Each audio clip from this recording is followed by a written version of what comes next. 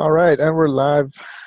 So I want to discuss the Great Gillette Gender Battle of 2019, um, or in short, toxic masculinity, and a few points that we can sort of touch on when it comes to what it is, if it does exist, all this kind of stuff.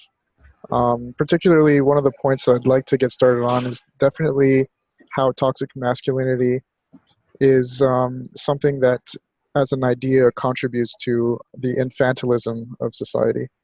The idea that masculinity is toxic. Now, I think there is a certain margin or a degree where it does exist, just as much as anything in too much of a, how can I rephrase that? Anything that's too extreme is toxic. So there's toxic everything. So I think it does exist, but if it's as rampant as people make it out to be, that's where we really have to start discussing something new. Something I like to do with these kinds of terms is really break down the term itself. So if let's take the word toxic, look at that, look at the word masculinity, and see what that might actually mean. Because there seems to be a lot of talk of like toxic masculinity being this or that, but say, I don't know, it's a guy with his legs spread in the metro. Is that toxic? Yeah, man Is that spreading. really toxic? Yeah. Yeah, I don't know if that's still a thing. I think that was almost right off the bat too ridiculous to become a thing. But and you know, a lot of men have to do that. It's just ridiculous. Whether you have to, or I think. But even if it's not a need, a natural need. Let's say men didn't have testicles or just had penises, right? It's kind of a ridiculous argument. You know what I mean? Like, so your legs are spread. All right. Try not to like make it awkward on the subway or something, sitting down next to someone where you're taking all the space. But as far as, you know, as far as that being an argument to ground this idea of toxic masculinity, it's just absolutely ridiculous. So I just want to give one example. You know? Yeah, good point. Sorry. Yeah. Yeah. Can we break it down though? I mean, yeah, sure. How do we define, masculinity in today's world, and how is it something that is either toxic or not? Where are the limits? Because in the past, in the history, Heather McDonald talked about this today, so I can use it as an example, just popping into my head right now. But in the past, men, were encouraged to go to war. That had to do with being productive in your masculinity. Masculinity was encouraged to be very outrageous. You have to go out and be able to chop some guy's head off. And that's good for the society. That's the way it was back then. It was good for the society. Obviously, things changed, so that would be more than just toxic. That would just be absolutely insane for there to be any ideas out there to state that it's a good thing for men to go out there and just fight and start wars, right? So context is a very important thing.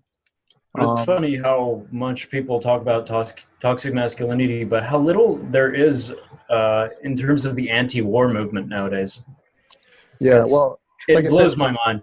Even the anti-war thing, I think it's all historical context, and I think we have to establish the historical context, as well as overlay it onto the biological, facts.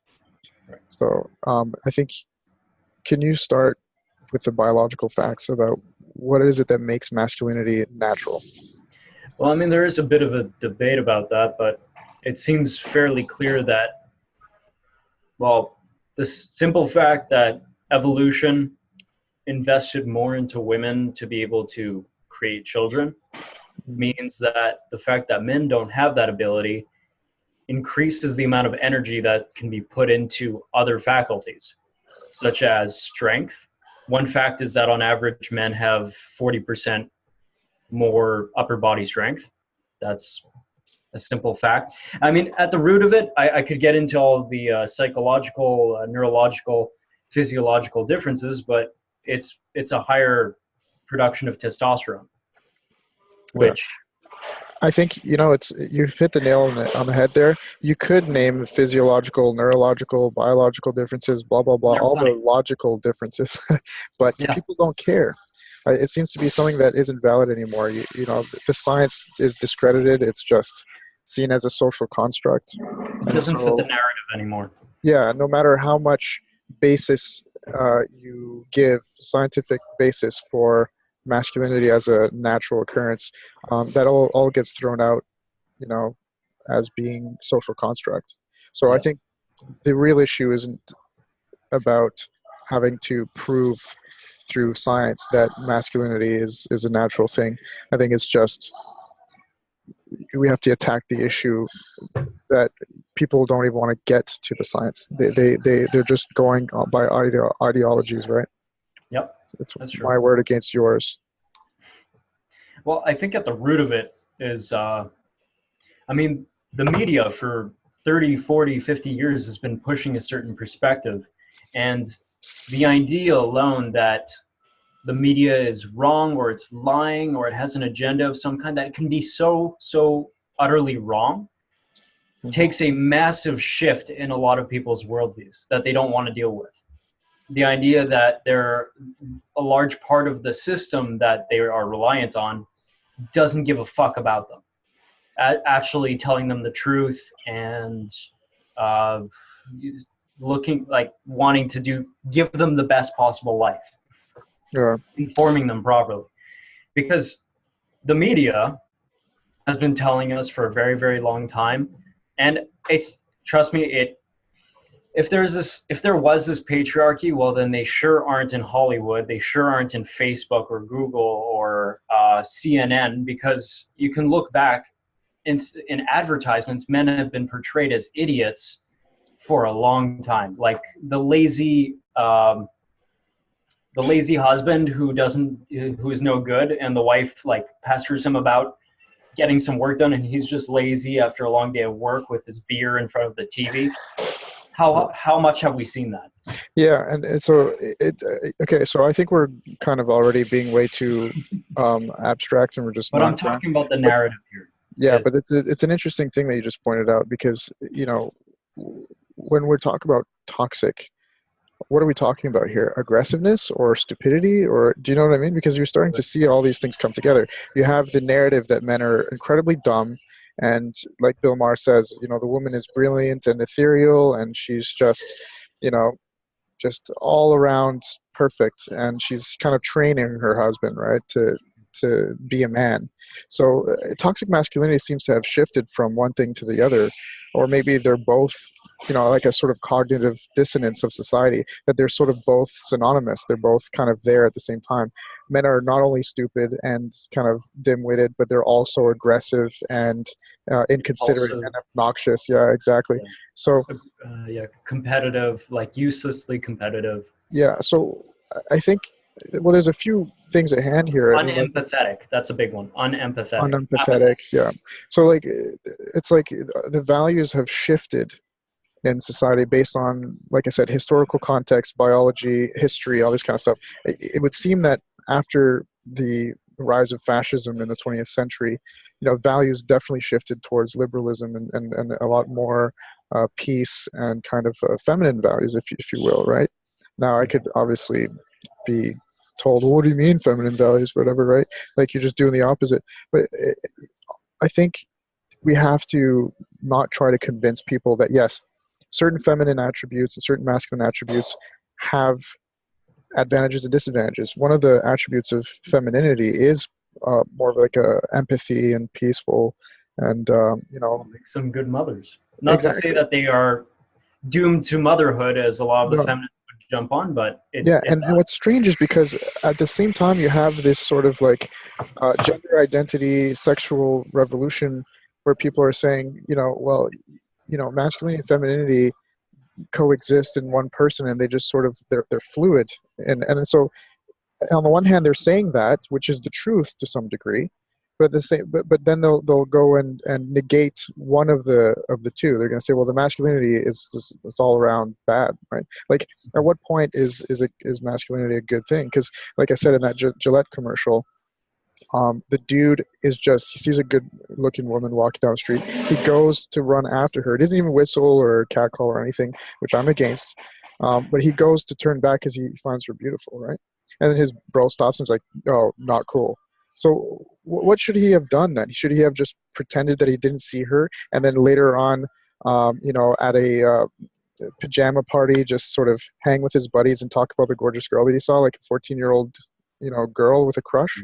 Like, at what point is being masculine okay? Because that isn't masculine, obviously, for him to And have. also, I mean, if he doesn't do anything, I mean, what was he going to do? Was he going to go and grab her ass? That's going too far, Yeah, right? exactly. Was he going to go over and be like, hey, introduce himself? Because then they would actually get something done. Exactly. If both just go back home and talk about the hot person they saw, then they never actually get together. Yeah. Someone has to take an action, which is typically, traditionally, the masculine trait. Yeah, like you said, I think you again, you hit the nail on the head, because it's a preconceived notion that he was going to go over there and like grab her ass or something, whereas a lot of guys. I was confused about the whole thing. Like when I saw him doing that, I didn't. Like what the guy said not cool, not cool. What was he talking about? Did he? What was the guy like a serial rapist or something? And he was like, not cool, not cool. You're on probation, dude. Exactly. That's not what came to mind. That's not what came to mind at all for me. I was like, why is this guy getting in the way? Why is he saying not cool? This is why I'm saying it's not only that males are aggressive, they're also stupid, because it implies stupidity. If a guy thinks that he's going to get anywhere by just grabbing some girl's ass in the street, which, look, I'm more than aware. I have past friends who used to do that. They're absolutely stupid. Yes. It's retarded. But to paint the entire picture as that's just what men do, is that they're not only aggressive and sexually kind of, just too promiscuous or whatever, but also too stupid to realize that doesn't work, which it doesn't.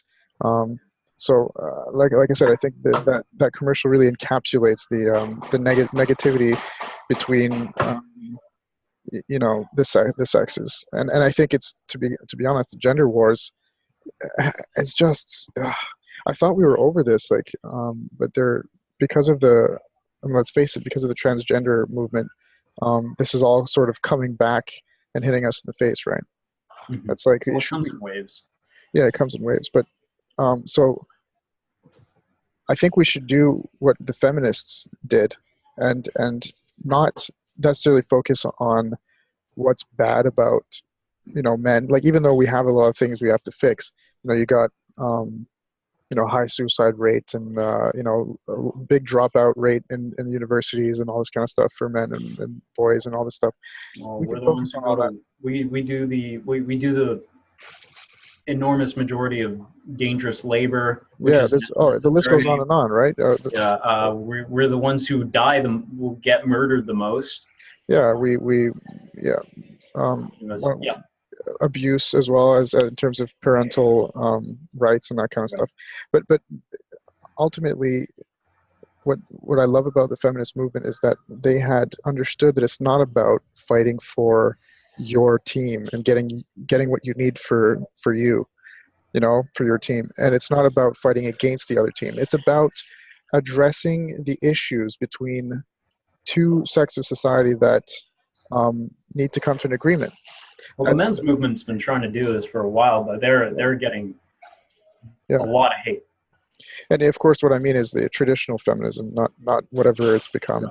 Because now there's the different waves. It's hard. Now it's ultimately become a religion. It's like an ideology. It's not even about fighting anything, right? It's just public relations type kind of corporate. There's an economy there. There's a virtue economy, and you can choose your team, right? Can I make, it's kind of like, well, I can make more money as a doctor than I can as a lawyer. And by using that analogy, I would just switch it up and say, you can make more money as a feminist than you can as a gay rights advocate today, right? I'm not saying that's the case. I'm just saying that there seems to be different teams you can play for so that you can cash in on this virtue economy, because there's real money to be made and real status to be gained when you do take these positions and say, look, I'm a white hetero male, but I'm going to go one more rung up on the ladder by saying that I am for trans rights, and then I'm going to start pointing things out like, oh, you just said something that's transphobic and blah blah blah. Therefore, I've sort of protected myself from the lowest rung possible, because let's face it, white hetero males are at the bottom of the hierarchy here in this new system. Which, like I said, You could just put on. I could put on a dress, write a 50-page Kindle book, and start my own internet marketing career. yeah, Like, exactly. So it's like power dynamics and all this kind of stuff. They're always going to exist, whether I'm on the bottom, on the top, or in the middle. I don't care.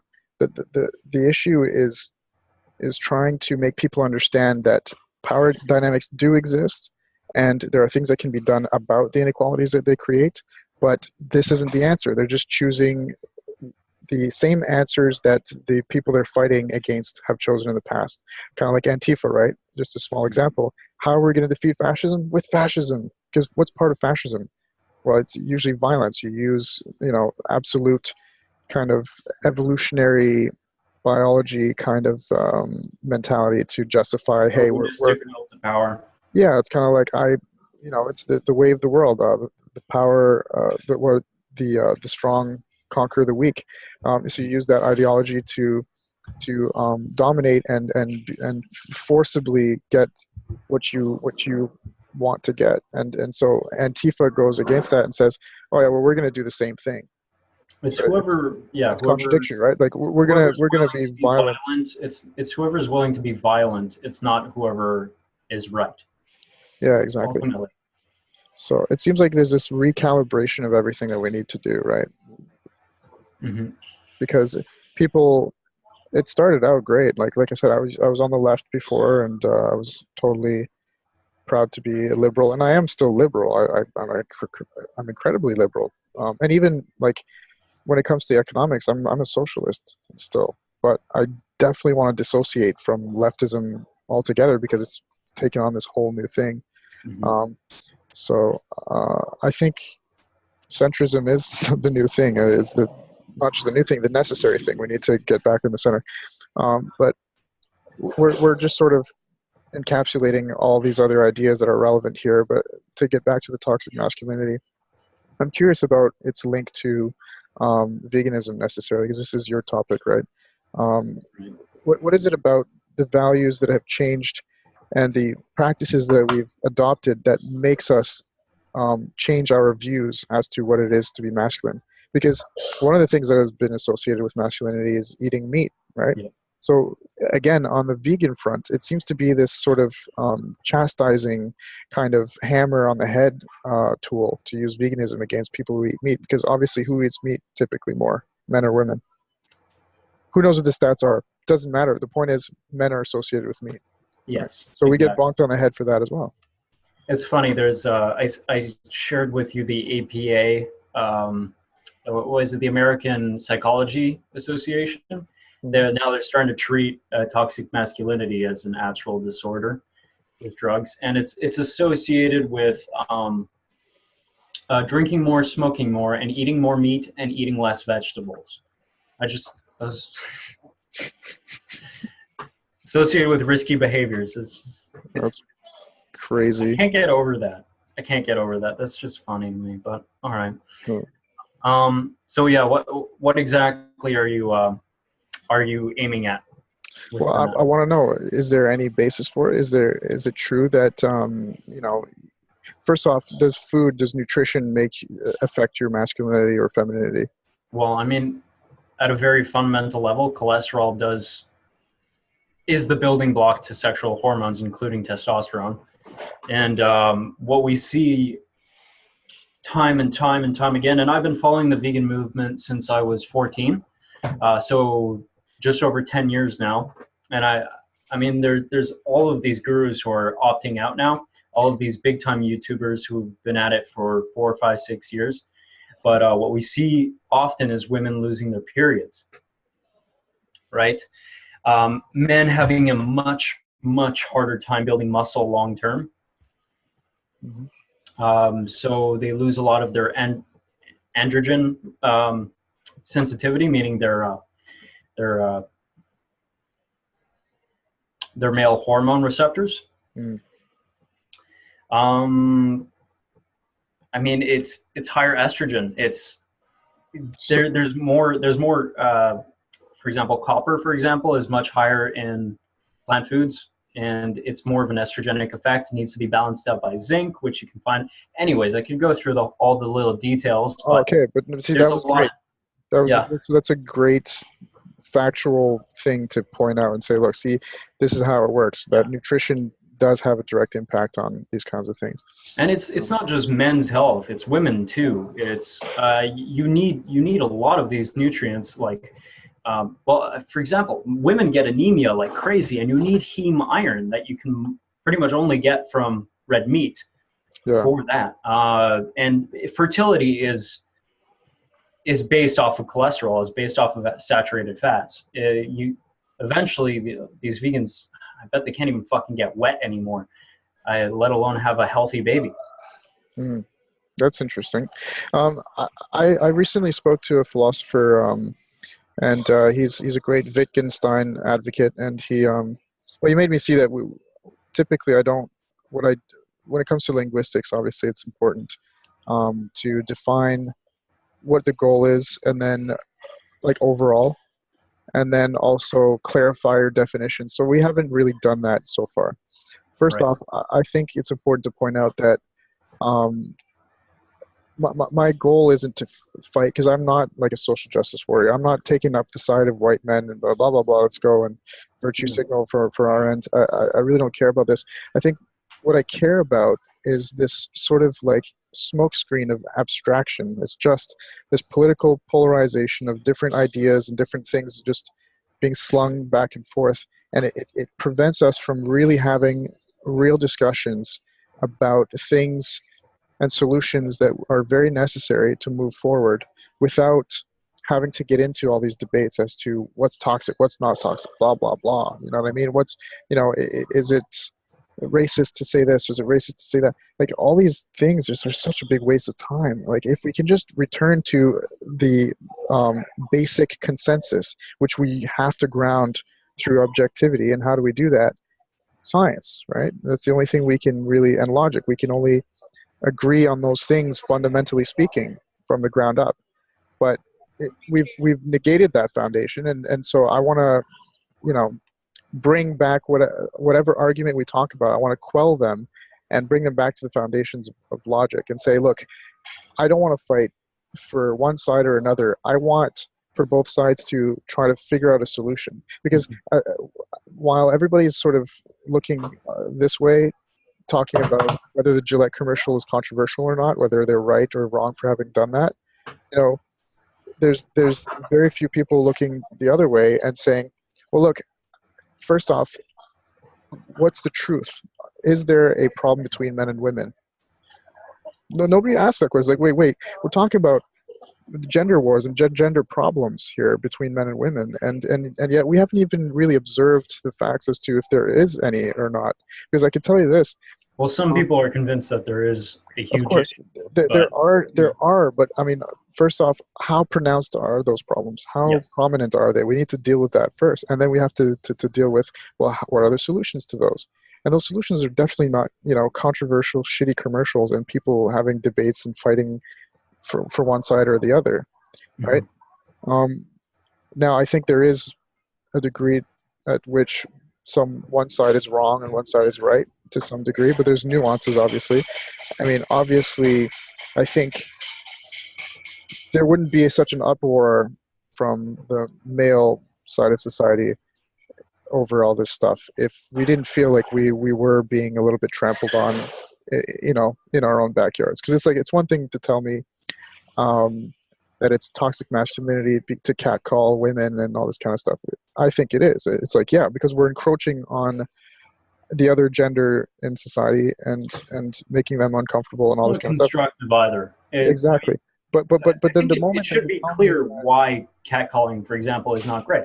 yeah, but the moment you tell me that, sorry, just to finish, uh, Sure. the moment that you tell me that it's toxic for my little brother to have a fight at school, like a play fight. I'm talking about play fighting. Yeah. The other kid, there's no harm. It's no vicious, but that's toxic.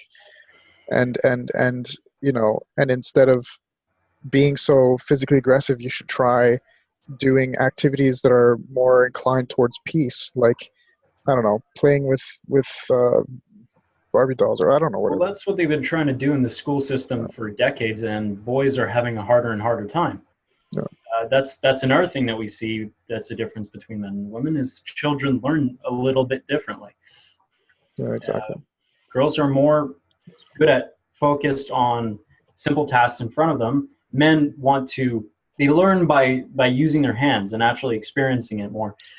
That's why any guy, I'm sure you've had this in class, like restless leg syndrome, Yeah, something like that, or your back just aches up. You can't sit that long. I, I, I couldn't fucking stand it. yeah.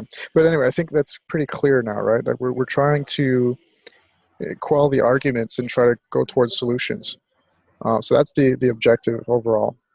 Now, I want to define the terms now. So, what do we really mean by toxic masculinity? What do we feel as men Is is toxic? well, sexual harassment Yeah, in the literal sense. The old Viking law of if you touch a woman without her consent, if you touch a woman without her consent, not look or anything, you get your hand chopped off. That's a little extreme, but it's a clear line. yeah, It's a clear line. They were allowed to say anything they want, well, to a degree, but that's a big difference for me that I feel like doesn't get harped on enough is the difference between words, sound, and physical. I yeah, understand that there are issues with hitting on a coworker in a that is an issue as well, but there's a huge difference, I would say, from that and actually touching a person. yeah. It's interesting because apparently, if we're looking at the scientific data, one of the major differences between men and women is that women are interested in people and men are more interested in things. Yeah. And so maybe that's why there's a deficiency that gets created when it comes to interacting with the other side of life. So, men, when it comes to dealing with people, are a little bit more unsophisticated, and that can turn toxic very quickly. And not just for the person that they're interacting Women with, are but better for socially. themselves. Women are Yeah, better socially. That's true. women tend to have be better socially. So maybe, and we tend to see I don't know if the opposite is true or what example we could come up with. If women are interested more in people, that they would have some downsides or weaknesses when it comes to dealing with things. I Well, don't. STEM fields attract less women. I mean, there are great engineer women, but less of them are attracted to it and less of them do well in that field, for example. Yeah, exactly like that. That's a good example. I think because they're not as good with things, then it causes the problem that not enough women bring their opinions and their ideas to the table when it comes to those fields that they're less interested in, and that in itself is. Now, I'm sure some SJW would be like, "Oh, so I see you're trying to blame women for not stepping up on those fields." It's like, no, I They're mean, I just think we should very surface examples. yeah, that's what I'm trying to say. I was like, no, I think it's good. We should harness more female opinion. But do you see how that could very easily be misconstrued and switched up? So okay, so we can see that some of these differences cause some problems, but these problems obviously aren't rampant very much. I don't think, even though that there is a clear visible difference between men and women, and that those differences can cause some negative things, like for example not having enough female kind of representation in certain fields, and then that causes a dissatisfaction with women, and then with men not being socially apt as much as women, and therefore not treating other people in a way that is productive, like being too aggressive or too sexually We're, advanced or whatever, we're a right? little less agreeable. We Yeah, don't agree with everything. All well, okay, women don't either, but yeah, we don't agree with things as much. We're more willing to debate and say, "Hey, no, I don't agree with you there." exactly. Right? But so I think there are advantages to those things too, like you just Yeah. said, right? Just because we're not very agreeable as much as women are, it doesn't necessarily mean that that is immediately toxic. Because yes, it can lead to fights and aggressiveness, but it also leads to more productivity and all this kind of Right. stuff. So, but I think it's important for us to lay that out and say, look, this is the ground floor. This is the facts. This is how things are. Now we can go forward and find a solution rather than just say, here's what's toxic. We have to fight it. It's like, no, it's not all toxic or all good. It comes with its advantages. It comes with its disadvantages. How do we move forward? Yeah. And that's what I was telling you earlier about the vegan movement, how their definition is to reduce all suffering to the absolute minimum without clearing a line with, like what does that mean and what's the limit? What will you do? Well, that sounds super religious to me. Well, yeah, I know. And the funny thing is that exactly everything living comes with two sides. Life is life. It's wonderful. It's beautiful. It gives us hope and the ability to experience things and connect and learn and all that shit. But it also comes with suffering. So what does reducing suffering to the absolute minimum mean? Killing everything? Mm-hmm. Because, man, like I can imagine the world without any life. That would be really peaceful, right? Well, Yeah. we're doing the same thing with this feminine masculine thing. Yeah, you're absolutely right, and this is part of defining what we're talking about. Yeah, it's such a broad argument. It's like, okay, men are toxic, or women are evil. It's like, guys, it's such a broad argument, and it's like, what I think they're even fighting to define. That's all it is. We're only ever seeing arguments to try to define things now, and it shouldn't be an argument to define things. It should always be a consensus to define things, because and we've had a lot of great definitions for thousands of years, and all of a sudden we're like, nah, that doesn't work. Exactly. It's weird. Exactly. Yeah. Can you tilt your screen down just a little bit? Sure. Just to get you centered there. Cool. Yeah. So now that we've stated the objective, and we've defined the terms a little bit, or at least described that definitions of words have nuances, right? Mm-hmm. That there are advantages and disadvantages to everything. That some things can become toxic, but they're advantageous and natural before you get to that extreme. How do you move forward now? How do you, in this world of polarization, how do you kind of promote those ideas? Well, we're doing it right now. We're trying to be reasonable and reach out to people and see if more people see things this way. And honestly, I personally believe that a lot of this SJW stuff is overrepresented by the media. It's made to seem like 50% of the population, 60% of the population, 70 sees things this way. Mm-hmm. And when in fact it's just 95% of the media that sees things that way. And when you actually go around walking in the street asking normal people about this stuff, they have very reasonable points of view. That's just one thing I want to say. And the average person is not loud. They're not on the internet yelling about this kind of shit. Normal people are good for the most part. Absolutely right. Yeah, because I strive to try to look for people in everyday life who, one, talk about this stuff, think about it, and two, really even care that much about it. Like, there are many women and men in my life, and I try to talk to a lot of people, and this stuff never comes up. So you're right. We should, one, try to. It's Yuval Harari explains terrorism very well. He and I've used this example before, but the bull in the china shop.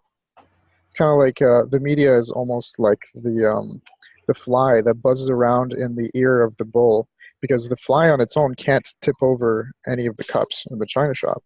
But if it buzzes in the ear of the bull long enough, that bull will get irritated and he'll just run around and then destroy the entire china shop. Well, I think in a sense, what Yuval comes to conclusion about when it comes to this, which makes absolute sense, is just pay no attention to the fly.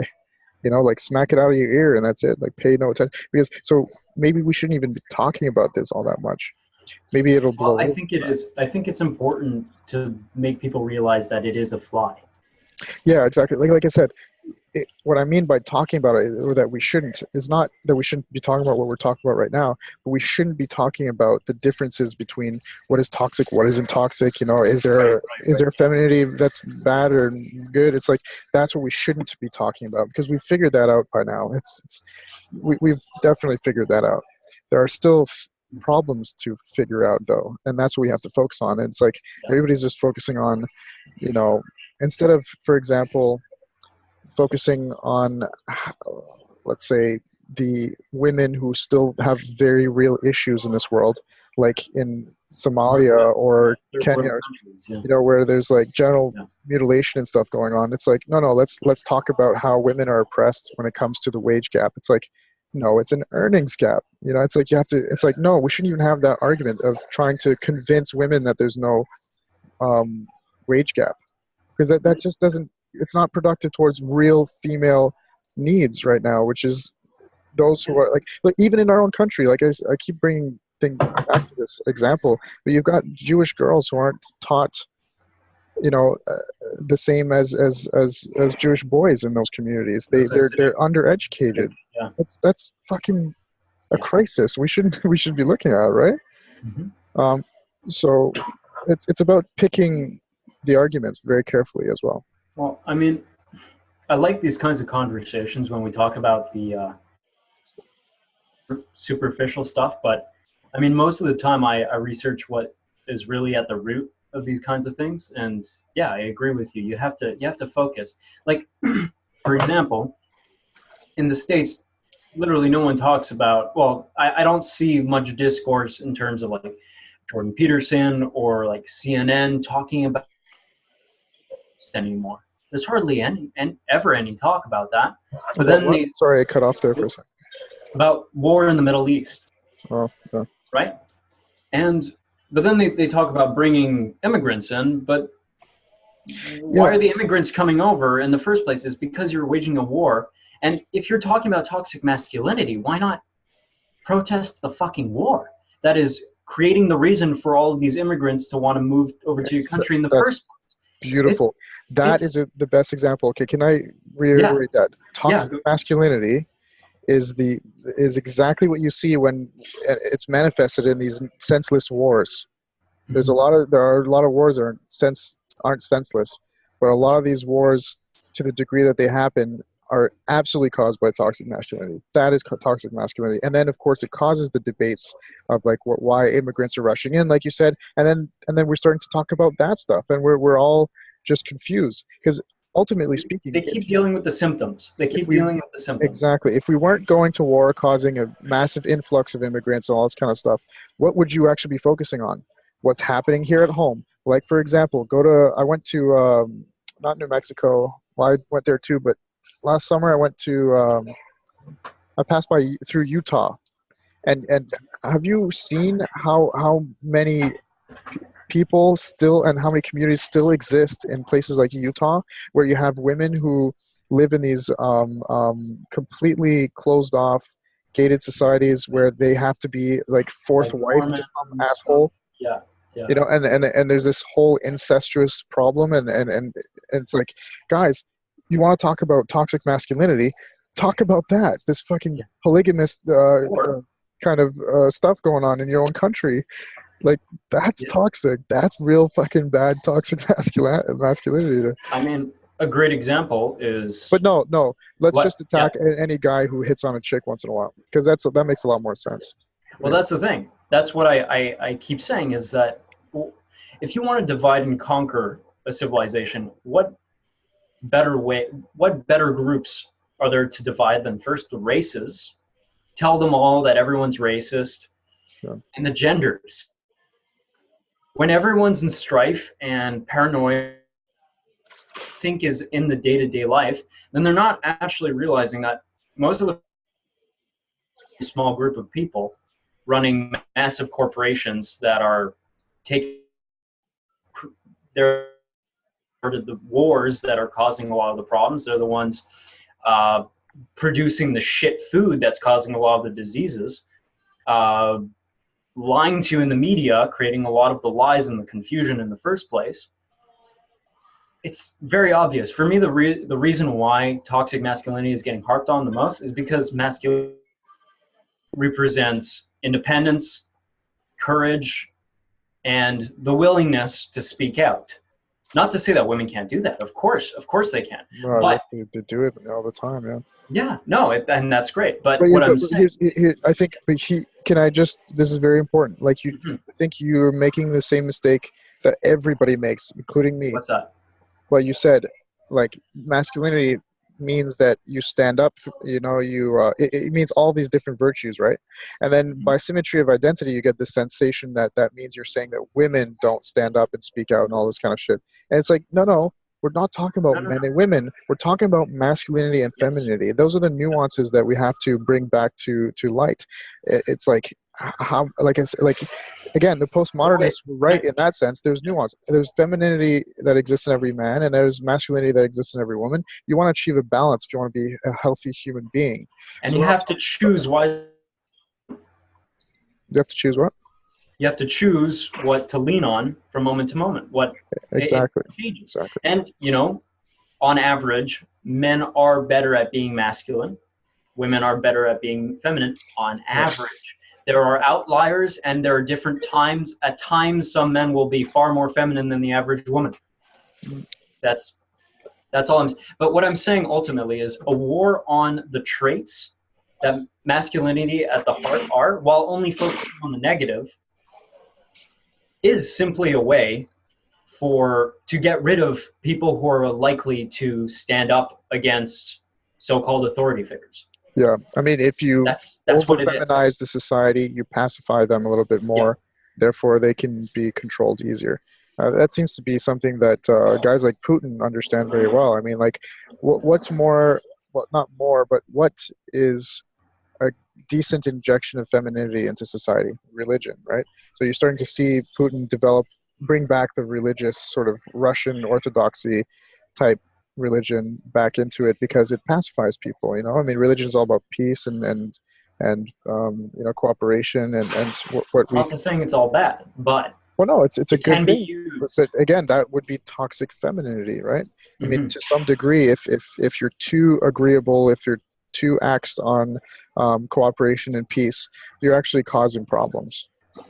Right. Um, you know, so If you're constantly saying, well, God created everyone, so everyone is wonderful, that means we that's should right. open our borders to everyone. We should give them all our food because we have more food than them, and Yeah. they deserve And it I because just want to make the my quick side note that it might. I have no basis God. for saying this, but it might be a bit of an indication. I mean, if you ever look at religious icons or religious figures in the past, like Jesus Christ, the Buddha, they seem incredibly feminine. I mean, they're portrayed that way, right? Well, Think there's about a it. lot of stories like Jesus whipping some dude, I think, and like it's usually stories that are less well known. No, but they're well known. But what I'm saying is, when you think of Jesus Christ, do you think masculine, big, burly dude, or do you think very soft-spoken, very feminine type Well, character? honestly, I've thought about it a bunch, and I think of a carpenter with big hands and everything. But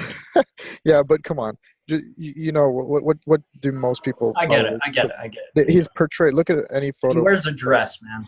Look Yeah, at exactly. that With long curly hippie, hair. long hair kind of stuff. Exactly. With the Buddha as well. If you look at the Buddha, the face is extremely effeminate, Right. very, very soft. And so, religion, I guess, if Alabaster. on a blanket statement, and I realize this is a blanket statement Right. because it's just as toxic masculine as it is toxic feminine.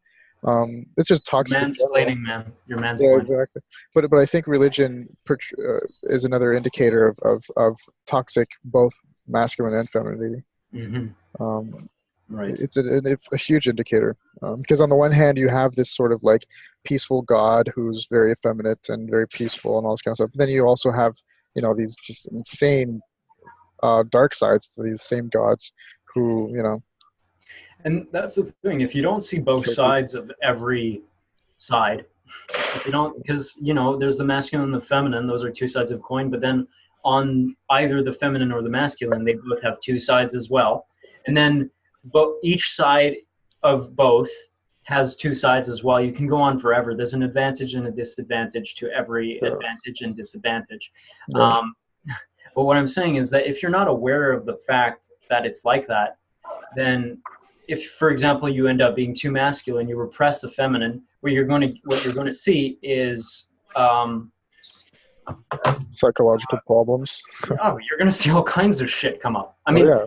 the example I use with the Nazis, I like to use them a lot, is that they were so based. They didn't see themselves as susceptible to esoteric bullshit, but that's exactly what happened to them, and that colored and changed the reticular activating system in their brain, which means they start filtering information out a certain way to fit in the narrative that Madame Blavatsky into Germany, into the political class 30, 40 years before that.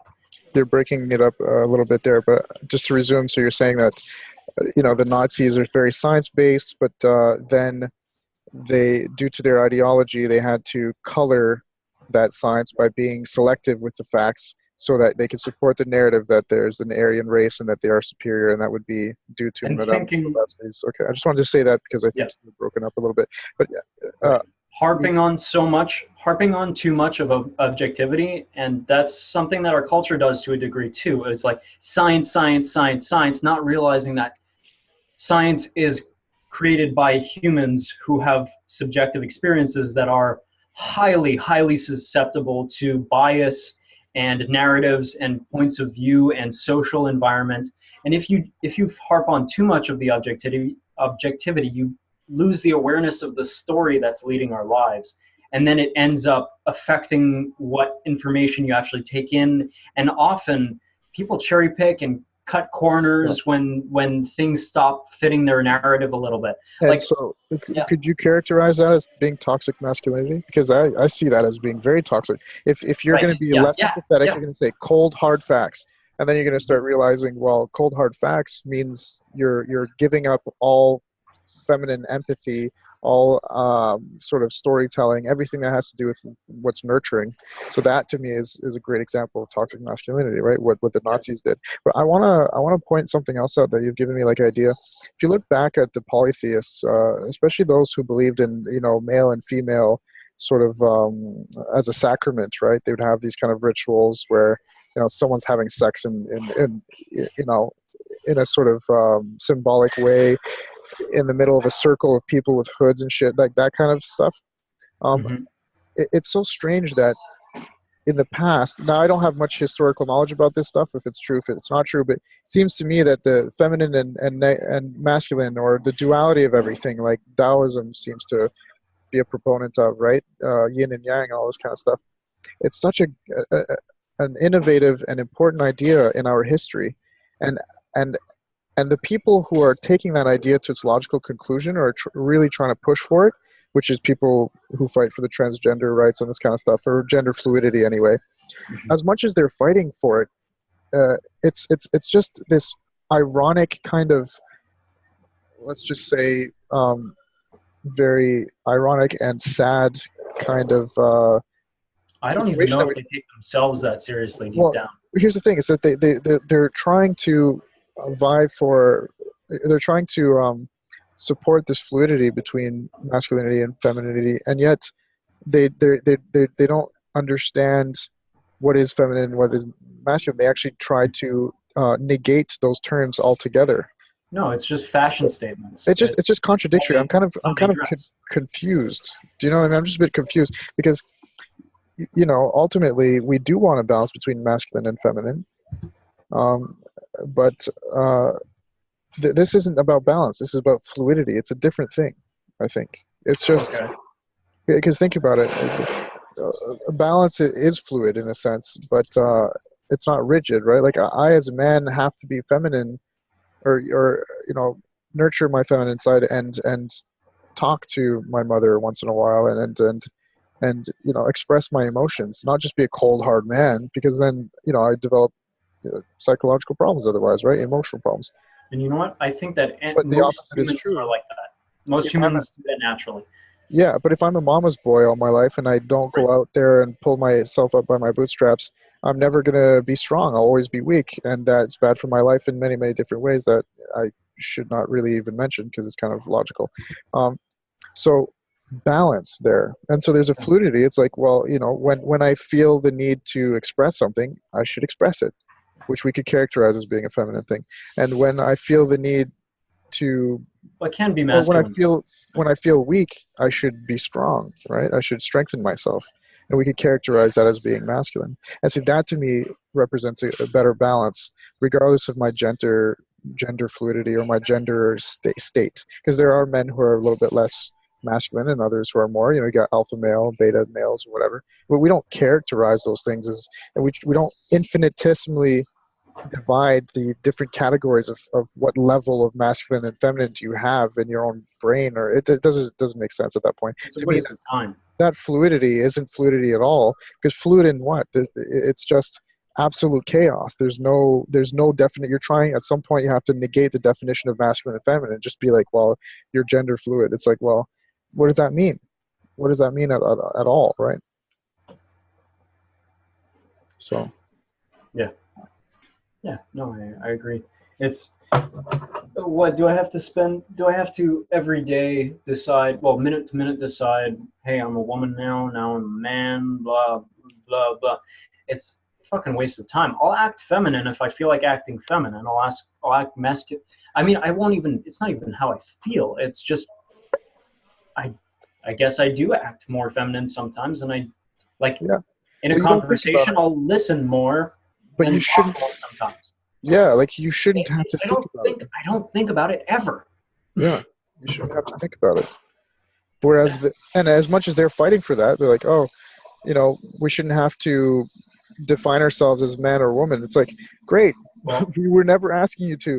Don't define it. Don't be. I think they're the ones causing their own problem in a sense. So okay, as well, to, sure. yeah, I think that they have defined it in certain parameters, such as masculinity is right wing. Masculinity ignores climate. These are things that people are. Masculinity rapes. mhm, Masculinity wages war. Masculinity just wants money and doesn't care about people or the environment and that kind of stuff, right? yeah, That's how they've classified it. That's yeah. I It's think it's that's very real to them.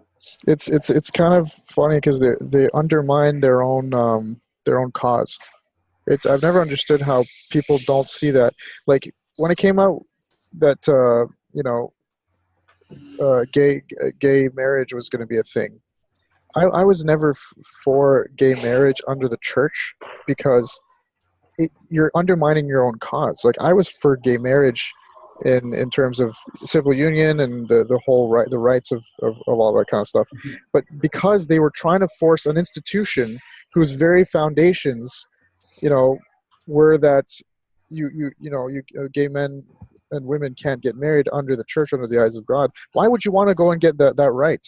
Unless you're Christian, right? So if there was a greater outcry in the Christian community, for example, for gay marriage, then I'd be like, okay, fight it. But there isn't. And most of the time, um, I feel as No, if they just though, wanted to get married.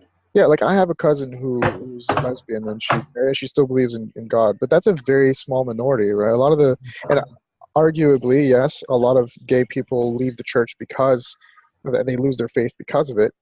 And so that, like I said, I think it's the church's problem. It's their deal. But don't try to force your ideology on another person's ideology. That undermines your own cause. You're being suppressed in a way, and so you're going to go and try suppressing someone else. It's like I feel like there could have been gay civil union long ago. It could have worked out maybe years before they actually got it if they had insisted on getting gay marriage recognized under the church. So I'm feeling like it's the same thing with this trans rights stuff. It's like, look, we don't want discrimination, but you guys are getting all wrapped up in the definition of masculine and feminine, and you want to change the education system, and you want to You shake the want to whole change other fucking thing. people. You want That's to the change big thing. exactly, and therefore you are undermining your own cause, and there will be more discrimination, not less, because of it.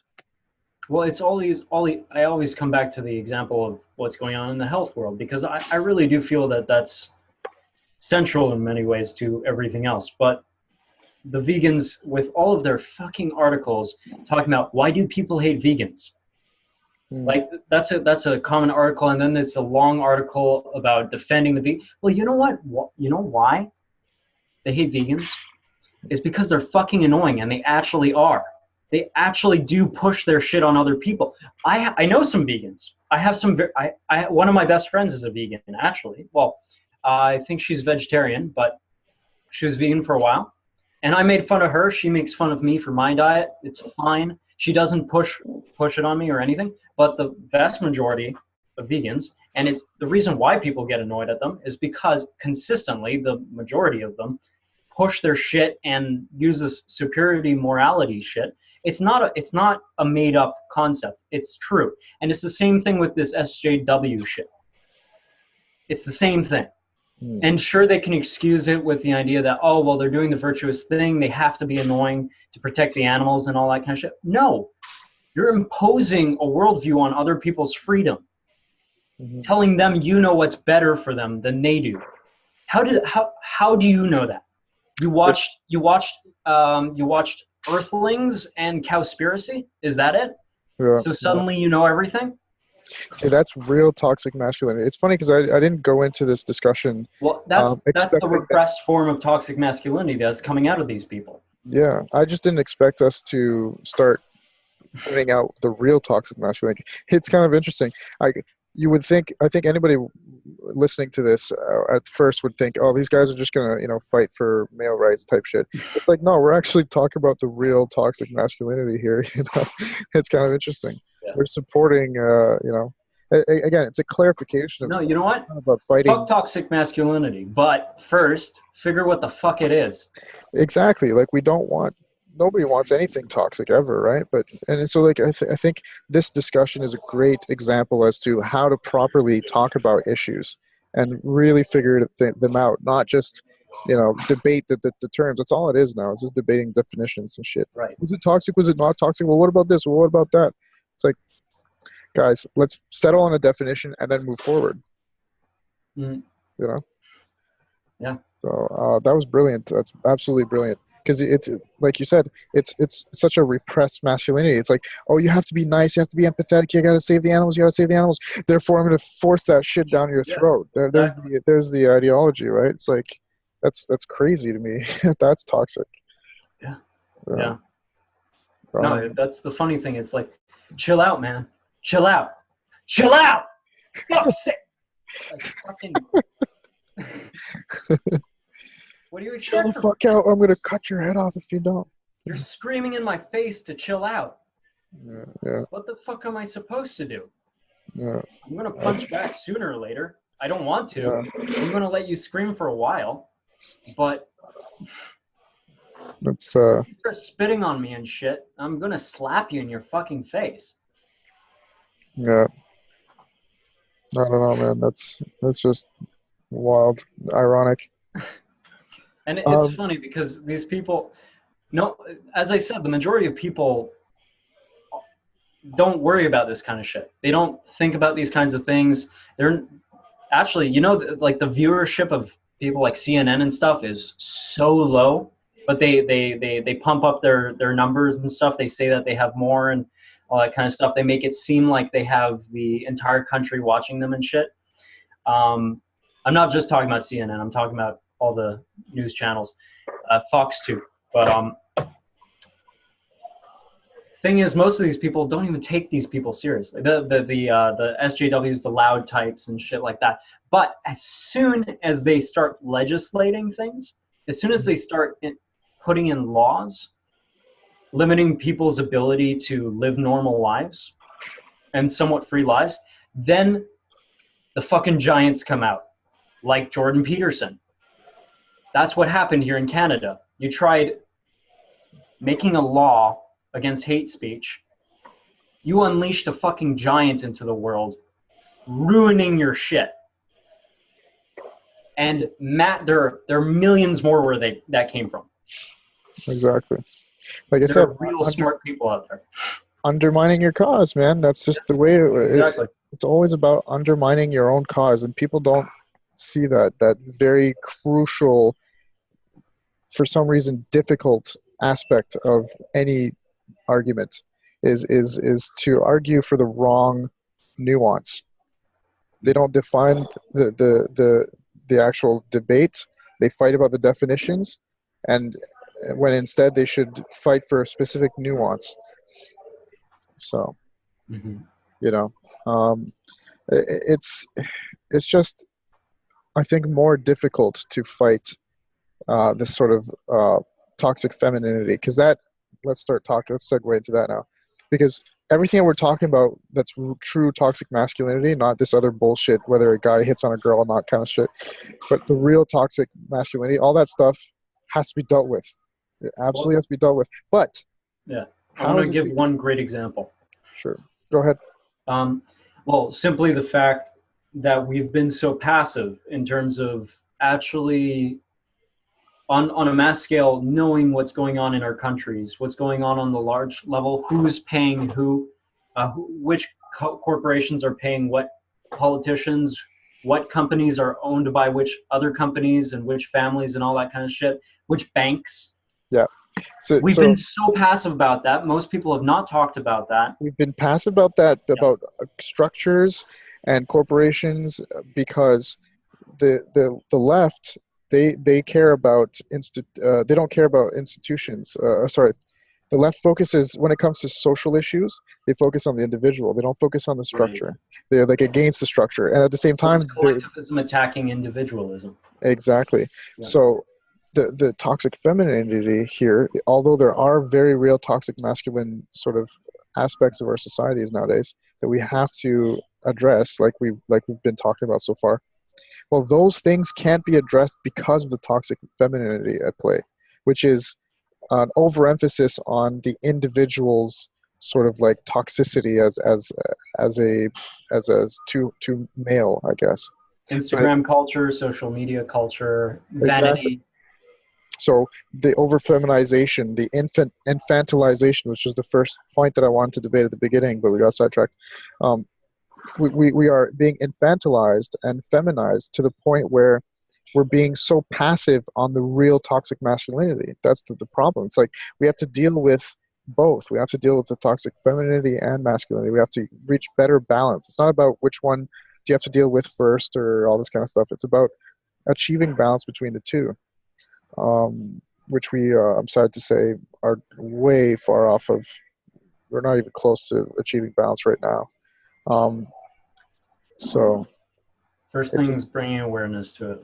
It's a strange thing, you know. Again, I'm listening to Rubin Report today with her name's Heather McDonald. I'm not sure who she is exactly, too. I haven't looked into her. It's the first time that I know who she is. It's just based on the report that I'm watching.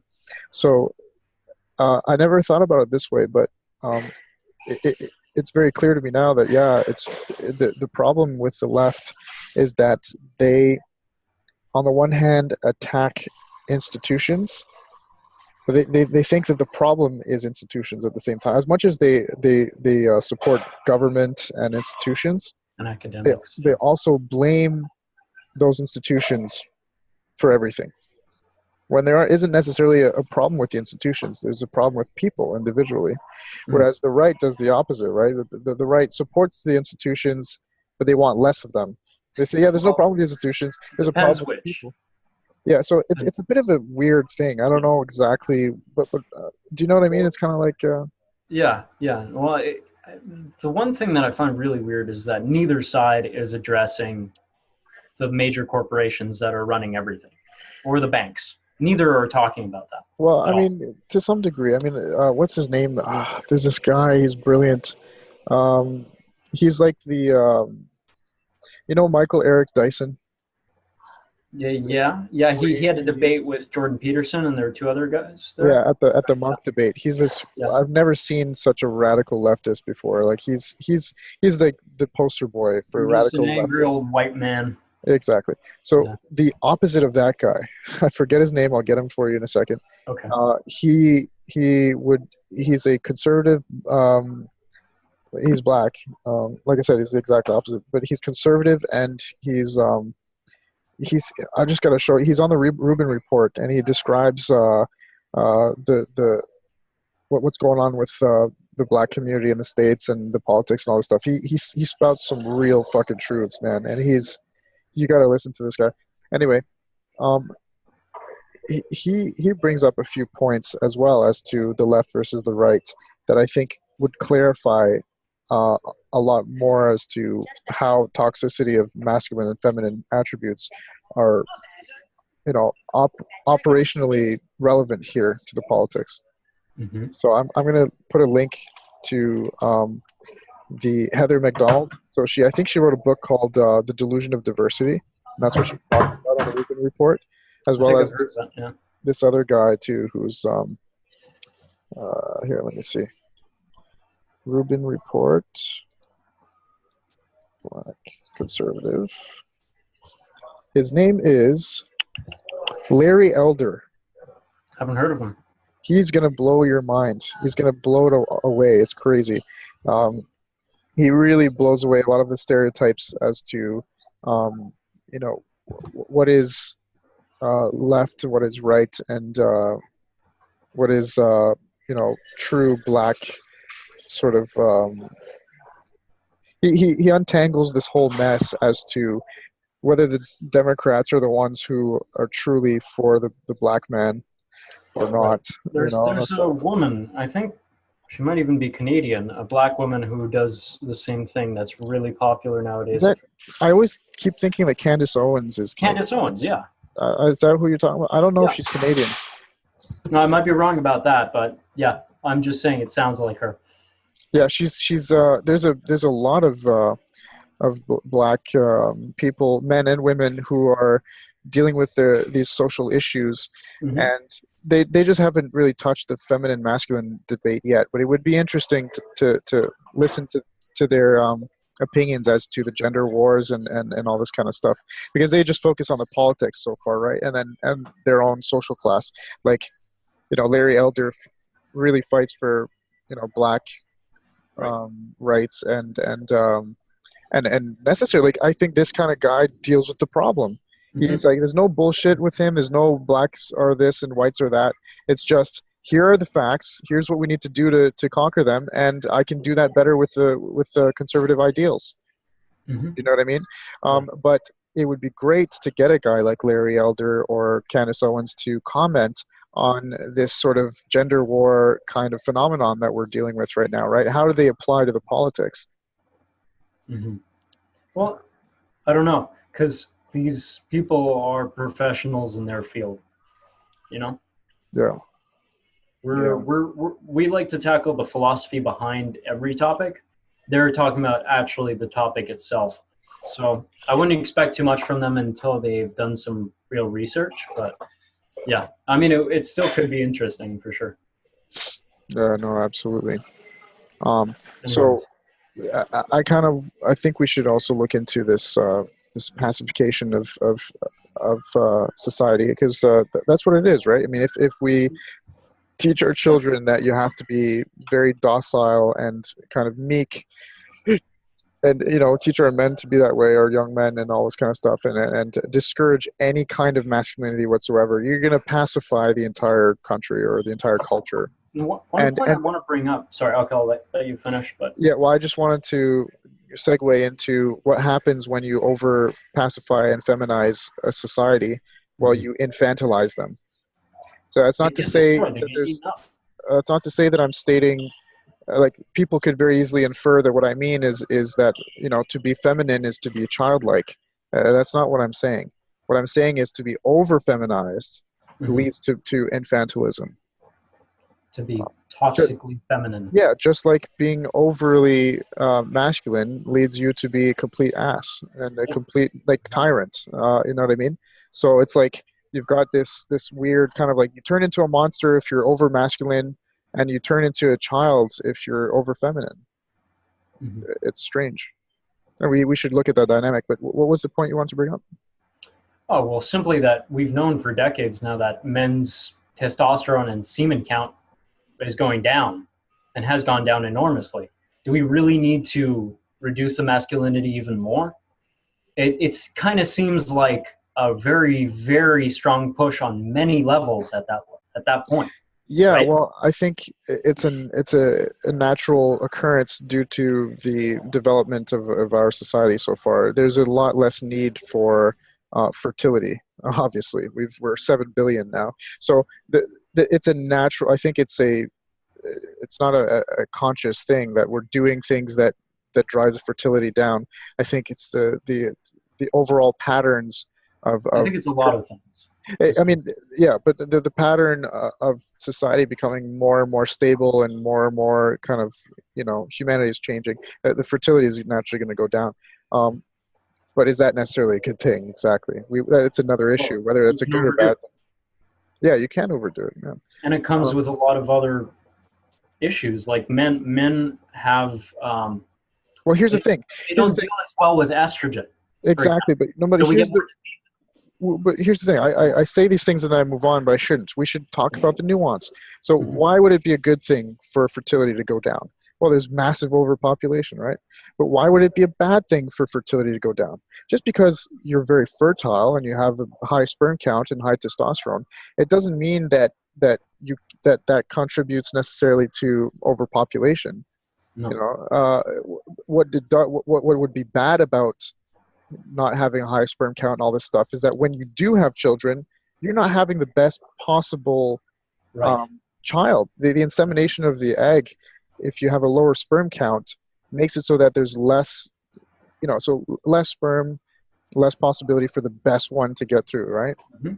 So you're getting like almost like inferior. It just seems logical to me. I don't have any kind of background on pulling things out of my ass here, but it just seems like, hey, that seems logical to me. Maybe that's the truth of it, right? Now, all I'm saying is that there's perhaps a nuance Yeah. here that we can observe that lower fertility rates could have whether is a conscious thing or whether it is a natural thing because of the progress of society and the way things are headed.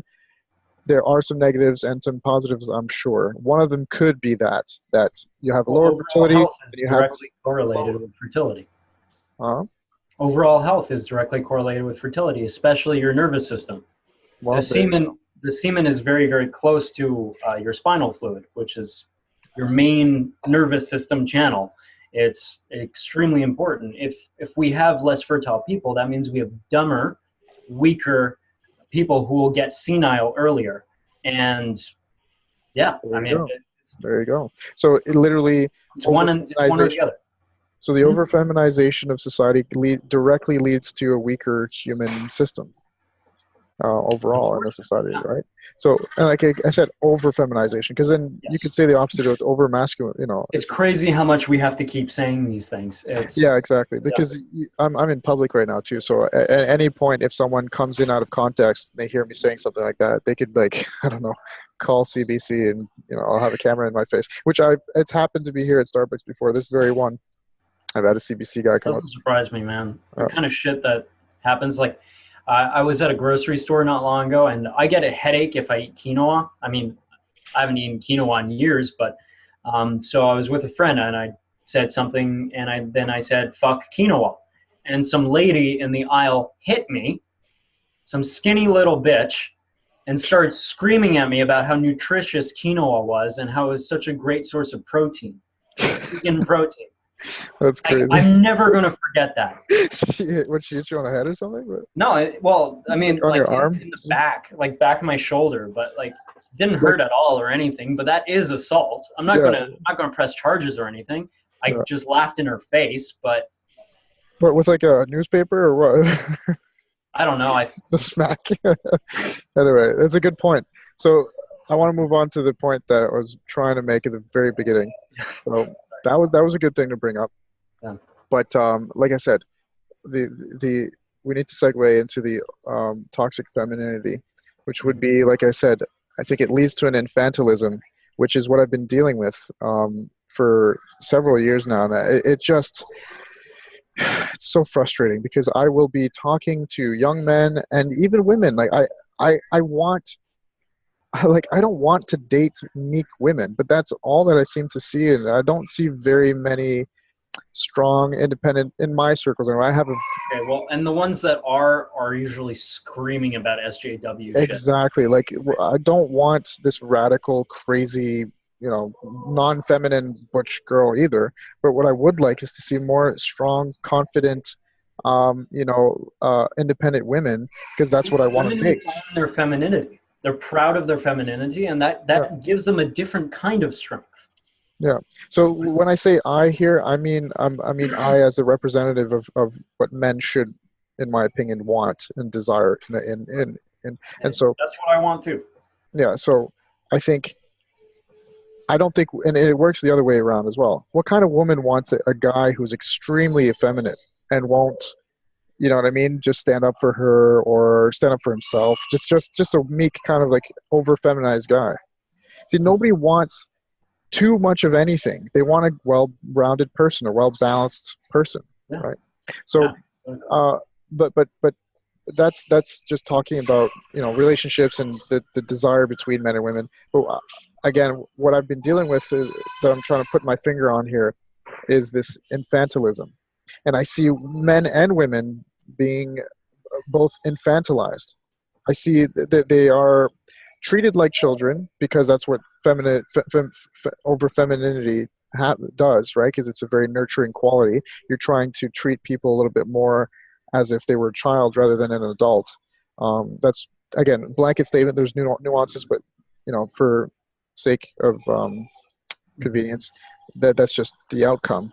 And so I'll talk to these guys and girls who are younger than I am by about 4, 5, 6 years. The Gen X. They're about 21, 22 years old. They're in their prime.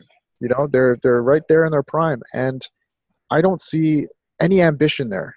Because what comes with masculinity? Ambition, Mm-hmm. right? So I don't, when I talk to a girl, there's one that I have in mind. I'm not going to name the place or the person, but there's a girl, and I was asking about her ambitions and her beliefs and stuff, and she was just like a dodo bird, just absolutely no, like just like dead fisheye. And it's the same with the dude who was in the same environment, same scenario, right beside her, in fact, and he was just what he understood, though, that he was in that position, but a little bit more. I'm just afraid that he's going to be listening to this. Sorry to say it, dude, but it's the truth. I feel like there's an infantilism to you, to some degree, and I think I've been infantilized as well. I'm no exception to the rule here. I think Me too, man. yeah, like I am a lot less independent than I should be. My mom still does my taxes. Like, I'm not kidding. That's not just because I'm a millennial. It's because I've been over feminized in a sense. I grew up with women. That's all I grew up with. Very little father figures in my life, influence, and the ones that were there to some degree were infantilized as well. So you can see how this is a negative pattern, and so. Yeah, as much as it seems virtuous to be childlike, it's so not good for you, and it's not good for society. There's actually, I've made this distinction before. There's childish and there's childlike. I think childlike is okay. Childish, yeah, not so okay. Again, I like to make that distinction. Like you said, there are nuances, right? What we're talking about is what that to be too childish or too childlike does cause problems. Now, if you're not enough childlike, if you're just too serious all the time, then there's no reason to enjoy life at all, right? Exactly. But that's not the case right now. We're looking at a society that is over infantilized, not too serious and too cold and too rigid. Right. So we've gotten soft. We've gotten so comfortable with what we have. And you know what? We've gotten so soft that most of us don't even know how the system that props us up in the first place works. Exactly. So it could be falling apart under your feet and you wouldn't even know it until it's too late. Exactly. Mm-hmm. It's just unfortunate. So yeah. And I do liken that to a psychological disorder in a sense, and to be infantilized. Humanity has been forced to be adults for so long. Yeah. We've suffered for hardcore at least the last 10,000 years, and I could debate about why I picked that timeline, but I guess on some level we're kind of like, fuck, we got a break, but we went a little too overboard. I don't blame us for doing it. No, but But it's still stupid as no, fuck. no, no. What you say is completely valid because again, you're bringing into it a historical and factual context that can clarify things. Already, we were being infantilized without anybody trying because we live in a society where you don't have to go out and kill someone for your meal, right?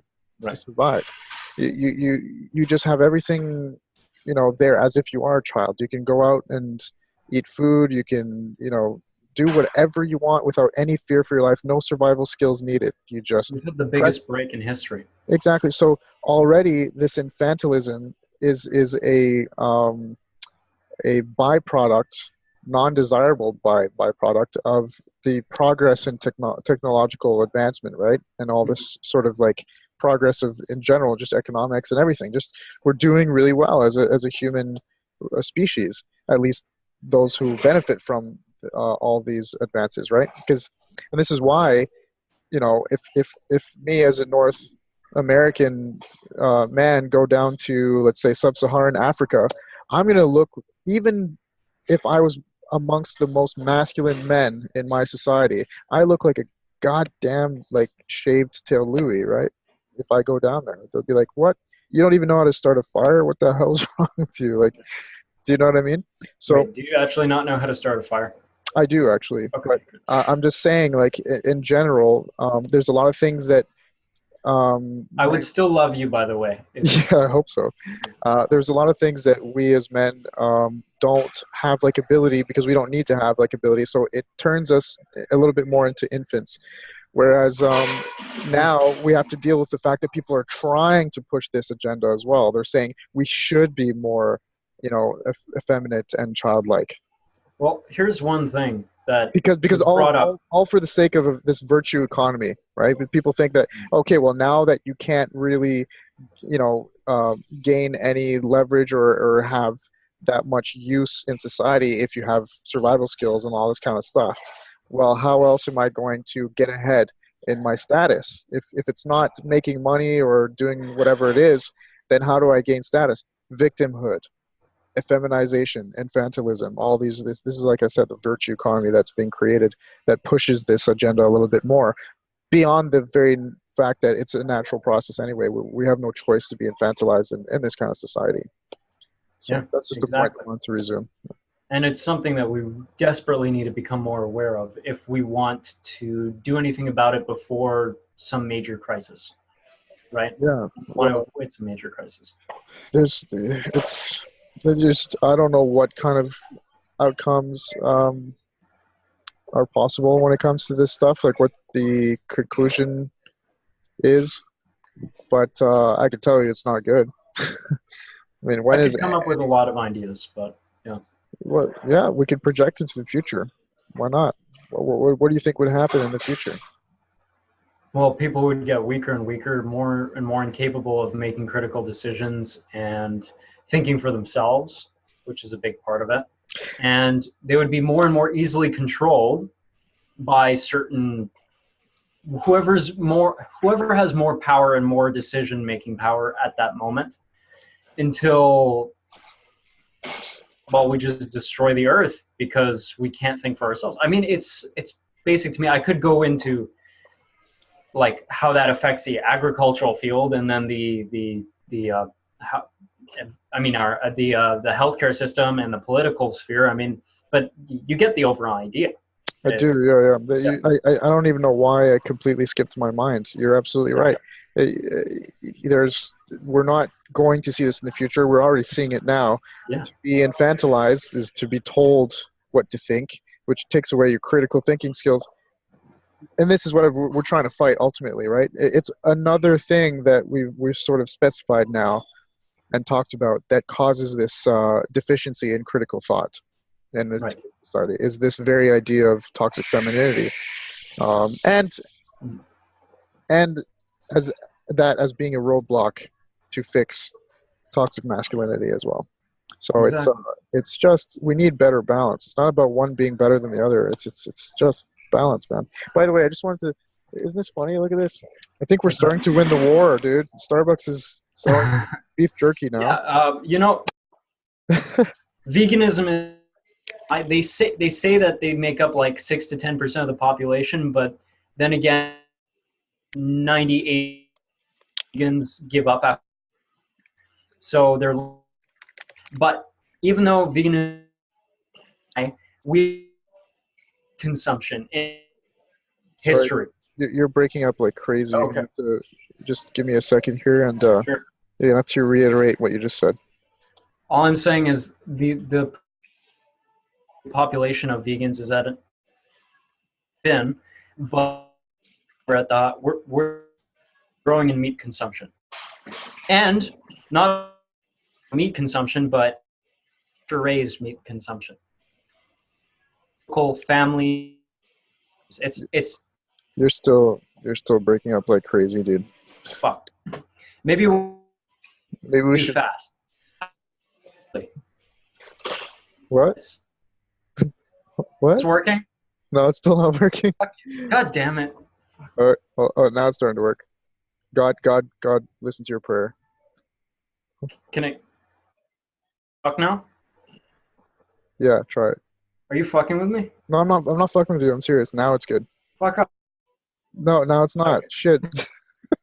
It's weird because actually, whenever you are saying "fuck off," it's not working. Okay. Why didn't you say "God damn it" and then he comes and he rescues you? Okay, we're getting off topic. Please God. Please Lord. Make the okay. Is it working now? Yes. Okay. What ism and the is that enough? Nah, man. It's But still not but working. oh fuck. Okay. I think we should. Okay, wait. I don't know. We'll just be patient. Okay, now. Okay, try it again. One more time. Veganism Veganism. Yes. is at an all-time high. Is at an all-time high. The push The push. is for all-time high. All I heard is the push, but I'm guessing you said the push for veganism is at an all-time high as well. Okay. Yeah. And but Nope. you got that? Nope. But But what? but meat consumption Meat consumption is at an all-time high. high as well. Yeah. Oh, that's an And interesting. It's going up. Oh. And Mm-hmm. it's pasture-raised, grass-fed.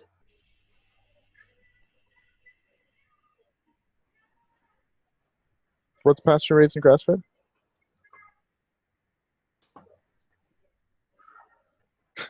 Yeah, I think it's just really bad now.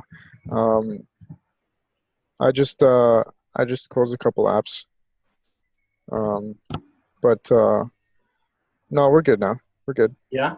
Yeah, we're good. Okay. Yes, it's at an all-time high. Some of the major companies that produce do not encourage terrible industrial for their animal. Their profits are slowly dropping. Okay. So people are catching on. Yeah, so that's why we're starting to see like I guess products like these. For anybody who's just listening to this, Starbucks has some beef jerky packages out now. It's still it says without soy, so it's soy free, gluten free, no nitrites added, whatever that is. Beef raised without the use of antibiotics. So there's still a lot of virtue signaling going on. Just kidding.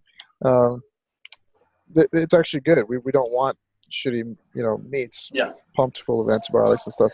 Low fat protein snack, no celery extract, no gluten, no soy, no preservatives. Low fat is fucked, but yeah. So now I can sit here with my mochaccino latte, looking like a real man, just chewing on this beef jerky. You're balanced. I'm balanced. Balanced. You got your soy latte. But I'm just gonna and your beef jerky. All right, brother. I think we should end it on that note. That's a great note to end it on.